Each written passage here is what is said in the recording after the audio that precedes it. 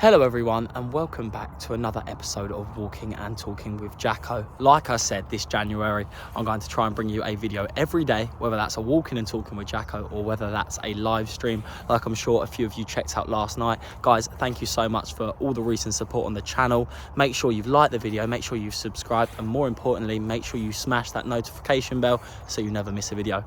Guys, a nice little short video for you today.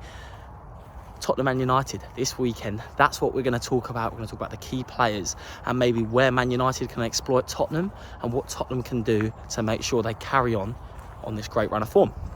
So let's first of all talk about the season so far in Tottenham as a collective and Man United as a collective. Obviously, I think it's fair to say Man United certainly haven't lived up to expectation this year. Erik ten Hag last year, people thought he was the answer. Finally, we found the manager that we can get behind and everyone seemed to adore, and they were backing, and they still are, in fairness, the majority of fans backing Ten Hag to the hills. Last year they finished in the top four. They won the Carabao Cup against Newcastle in the final, and they were it looked like they were sort of building something. It looked like they were galvanising the fan base, and this year they were looking to progress. However, it hasn't turned out that way for them. If anything, they took a massive backward step. I think they're currently 8th in the Premier League, not playing very good football. Well, I say not playing very good football, not playing very sustainable football. They're not really putting a string of results together.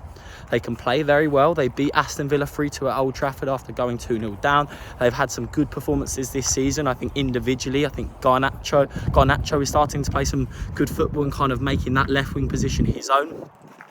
Rashford hasn't lived up to expectation. He's been in and out of the side. But Bruno Fernandes, in my opinion, is still probably the man with that star quality, that star ability. And obviously, we all know we were linked with him for a long time. But he's kind of there. If somebody's going to grab the game by the scruff of the neck and get all 3 points for them, that is going to be Bruno Fernandes. We saw it when he scored a last-minute winner. They were going through a difficult time, and I think it was against Brentford, or was it Wolves? I'm sure someone will tell me in the comments, but he hit a lovely volley with a bit of intricate footwork and then smashed it past their keeper. So he is someone we've definitely got to look out for.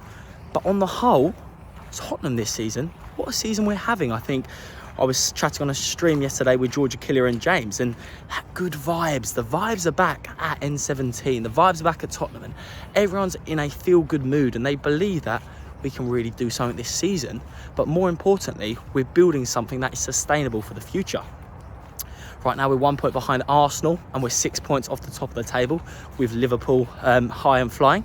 And I think we're 1 point behind Manchester City, but they have a game in hand. And as we know, Manchester City, when it comes the turn of the year, they really start playing football and they really put a string of results together. But with Manchester United, they've just come off a 2-1 loss just before the turn of the new year against Nottingham Forest. I think Morgan Gibbs-White really excelled in that match, and he was the one who ended up scoring the winning goal. But Man United never really posed a threat. And you'd think after a massive result against Aston Villa, that's when they start to build some momentum. However, my main concern is that they're going to start building on that. And they think, right, now we're at Old Trafford. Sir Jim Ratcliffe has come in and bought a 25% stake of Man United. So that's going to lift the club. Now it's their time for their players to really shine. And my worry is that Man United, I think their main strengths are on the wings. I think Rashford and Garnacho are probably their main players, with Fernandes playing those balls in behind our defence. And as we know, Tottenham love to play a high and aggressive line. And I worry that Rashford and Garnacho can really exploit that space in behind that Porro and Udogie leave. However, my hope, and as all us Spurs fans should be expecting and hoping, is that we're going to have too much straight away. Because we're going to allow them space.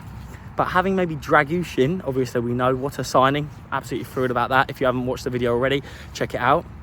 Or Van der Ven and Romero should have the pace to be able to catch up to them. But Dragusin or Romero, whoever starts, should be winning that ball early on in the midfield, stepping into the middle to stop that balls from coming over the top.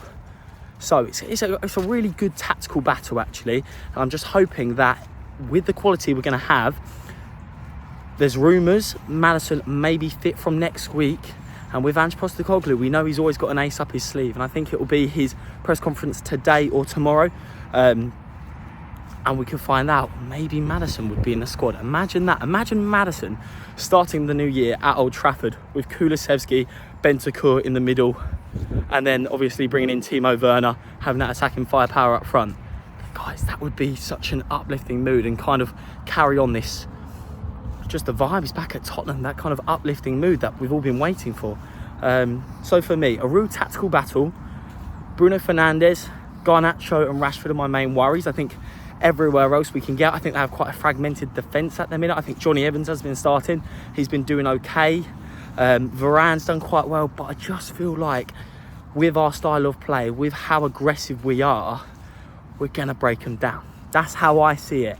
And I just think we need to get that early goal and then add another to really get at them and really kind of get into the crowd. Like, make sure Old Trafford have drowned out and that they can't have any time to get into the game. Suffocate them early and punish them with the chances would be what I can see Tottenham doing and what we need to do. But guys, what an intriguing battle, what an exciting game. Guys, if you're there on Old Trafford on Sunday, let me know. Sadly, I couldn't get a ticket for this one, absolutely gutted, but I will be bringing you a match reaction on the Sunday. But yeah, really excited for this one. Like I said, I'm going to keep it short but sweet because it is the match Sunday and today is obviously Friday, but I just wanted to talk about it. Let me know if you think Dragusin's going to be starting this Sunday. And let me know if you think Timo Werner deserves to start. Is he someone who could cause potential problems at Old Trafford?